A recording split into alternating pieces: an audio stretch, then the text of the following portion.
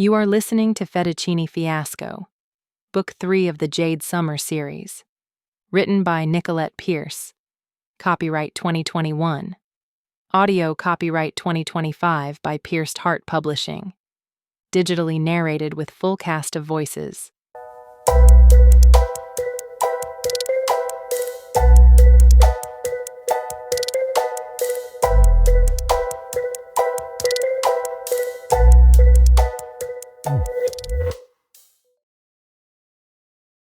Chapter 19. The next morning, Ross picked me up from my apartment. As he pushed himself out of the driver's side door to switch to the passenger seat, I noticed he hadn't styled his hair like usual, which was odd. Normally, he never stepped out of the house without at least one quick swipe of gel. I studied him for a second before slipping into the driver's seat. After securing his seatbelt, he leaned back in the seat and closed his eyes. It was just after 9 a.m, so he couldn't blame his fatigue on the time. "Are you okay?" I asked as I adjusted the mirrors and then pulled out onto the street. "Fine," he muttered. That was definitely not a good fine. It was more like a leave me alone fine. "Did you hash things out with Lily?" "I never said anything bad about her brother." He launched into his complaint. "And the one time I said something a little negative, she gives me the silent treatment. I don't need this drama right now." For someone who hadn't been interested in Lily, he was sure taking this little spat hard. I wondered if there was more going on that he wasn't revealing. Lily was level-headed. So, while she might be upset with what Ross had said, she was also even-tempered enough to forgive him. "I talked to Detective Amro yesterday about Logan," I said. "What did she say?" "That they are looking for him." "Any leads?" "Sounded like she is gathering information right now. Has Logan ever mentioned her?" "Yeah." Ross said through a yawn. "I think they went on a date or two. Don't think it went anywhere." My brain tweaked at the thought of Logan and Amro on a date or two. "Why'd they stop?" I asked as if I didn't care. "I don't know. It's not like he shared his feelings on it. Most likely he wasn't that into her and didn't want to screw up a working relationship." Oh, I suppose that made sense, but now I wondered what her version would reveal about the dates. After a few minutes of silence, he fidgeted with his seatbelt. "Are you worried about the restaurant?" I asked. "Of course. Every time I think we can get back on our feet, more bad luck happens. I wish we could get back to normal. It doesn't help that you're still fighting for the 411. That sounded like an accusation to my already weary ears. I don't want to fight.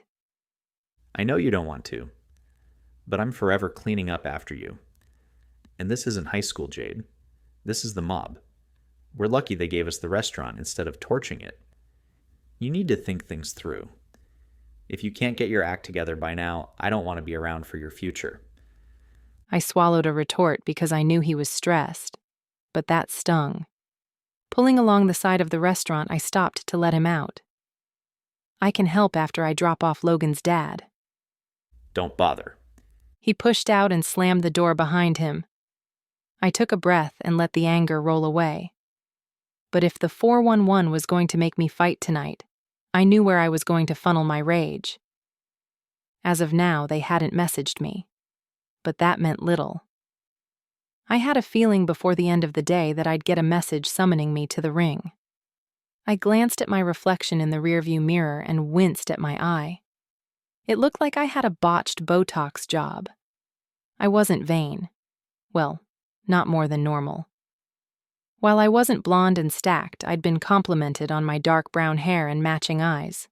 And my body, while thin, had a little tone to it. A grudging nod to my 411 sparring partners. But seeing my skin all puffy and discolored made me wonder if I'd end up looking like an old piece of meat no one wanted. Why would Logan want me when he had Detective Amro?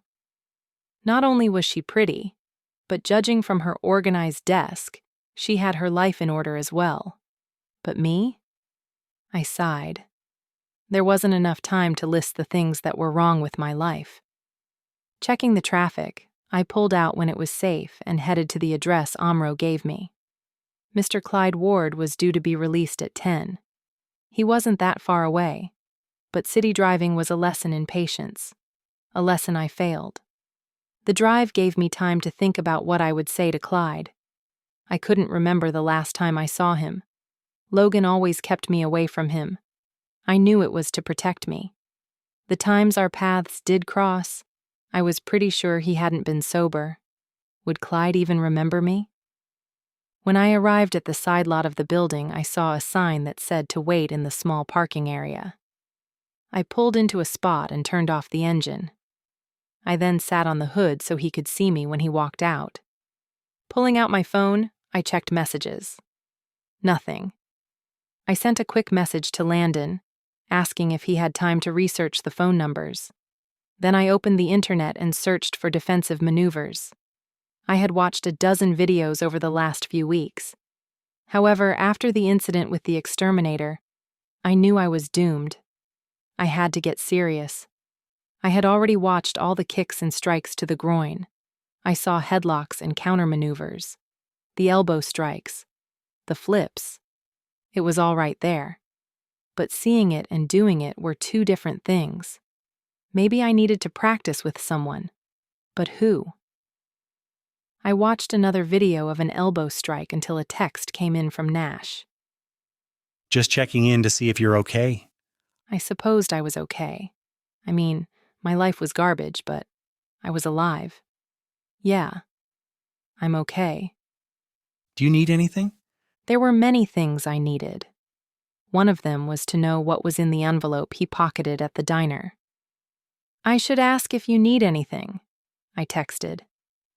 What do you mean? You left the diner with an envelope. Should I be worried about you? I glared at the dots as they taunted me again. Was he trying to find the perfect lie? After a moment, the phone rang. It was Nash. Hey, I said. Hey, listen, about that envelope, it was nothing. Uncle Sal thought otherwise. It was from Vito, but it wasn't anything bad. But I'd rather not say anything else. Because I might tell someone? No. I waited for him to continue, but when he didn't, I asked, Want to go somewhere and talk? Not right now. I need to be somewhere soon. Okay, well, let me know if you do. I will. Have you heard anything about Avery and Logan yet? No, but there is a detective working on it. Tell the detective to try Headington Station. A train station? It used to be a long time ago and then was turned into a restaurant. It was only open a few years before they closed. Avery had once told me she'd love to open it again. She could envision having parties and weddings there. I had thought it might be a long shot until he mentioned weddings. Would she lure Logan there? Maybe have a delusional fantasy wedding? Thanks, I'll let her know, I said. Stay safe. Yeah, you too. As soon as I ended the call, I was about to contact Amro when the door opened and a man walked out. He might have been older with a head full of peppered hair, but I knew right away this was Clyde Ward. He and Logan were similar in height and body build, but Logan had his mother's brown eyes. Clyde's were steel gray. He targeted me with those eyes. Did he recognize me? I waved so he would know I was here for him. He walked up to me. Who are you? I'm Ross's sister, Jade.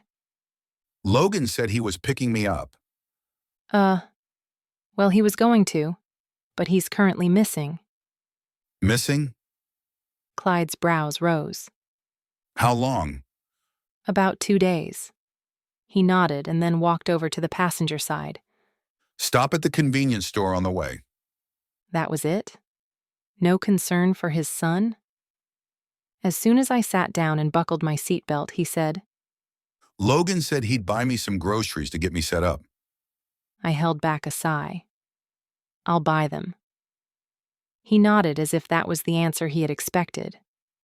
What happened to your eye? I bumped my head, I said. Happened to my wife a lot. He said conversationally. I didn't comment, knowing his wife wasn't the clumsy sort. So you and Logan screwing? You. What the hell? No. He nodded and then eyed the length of me. Doing anything later? Lots of things. I really wanted this guy in the cage with me. That's what I wanted to be doing later. Is there a convenience store near your place? I'd toss him some money and ditch him. Not sure. Logan set me up in this place. Haven't been there before. But you have the key? He shook his head. Supposed to meet with the landlord when I get there. At least I didn't have to worry about that, Pull over. he said, pointing at the tiny gas station with a mini-mart attached. This will do. You're buying food from here? Just a few snacks to tide me over. He held out his hand. I pulled my slim wallet from my pocket and pulled out a 20. That's it?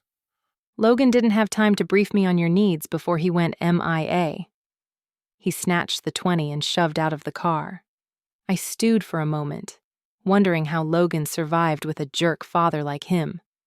I really wanted to strand him here, but for Logan, I waited. Less than 5 minutes later, Clyde hurried to the car. He was walking a little funny, like he had a full diaper. He yanked the door open and angled in. Drive. A man flew out of the mini-mart, waving a baseball bat. Thief, stop! Cursing, I sped away before the cashier could damage Ross's car. I'd have to go back and pay for whatever Clyde stole. What did you steal? I asked. Nothing much. He pulled out a cheap booze bottle from his pants and unscrewed the cap. After a long swig, he sighed. Lordy, I missed this. My hands tightened on the steering wheel. I wouldn't have stopped had I known you were going to rob the place. How about staying sober so you don't end up in jail again? Nothing wrong with a little alcohol after a long time away. There is when you have a problem with it. The way his hand squeezed the bottle, I knew I hit a trigger. I'd be careful with what I said next. I had no desire for another black eye. Still, he had demons inside of him that would never release him if he kept drinking. I don't have a problem with alcohol. It's everyone else who has a problem with it. Logan's mother used to nag me day and night about it, but she stopped eventually. Because she knew you wouldn't change? Because I walloped her if she did. Just get me to the shithole apartment my worthless son got me and shut the hell up, or I'll make you shut up. I did shut up, but only to diffuse the situation. He smirked. That's what I thought. Bitches need to learn their... Slamming my elbow up into his jaw, his teeth snapped together from the force. Blood trickled from the corner of his mouth. You bear! I slammed him again. If you say one more word, I'll abandon you out here like your wife should have done. Do I make myself clear? He used his shirt to mop up his blood and didn't say another word. Huh. That move worked out better than I thought. I'd have to use it in the ring. It was a tense 15 minutes of silence and him boozing before I pulled alongside the apartment building. I feared that he'd be drunk. But if he was, he didn't stagger when he got out of the car. Are you coming to talk to the landlord? He asked when I remained seated. No, I gave you a ride. Now I have to go pay for the stuff you stole. He swore at me, pulled another bottle of alcohol from his pants, and proceeded into the building. I knew most of the time Logan stayed away from his father. He had gone years without seeing the jerk. So, why now? Why make the effort to help his father when he was so undeserving of that help? Making a U-turn, I headed back to the mini-mart. When I got there, a squad was in the lot with its lights flashing. I muttered a curse at Clyde, hoping his new apartment had roaches.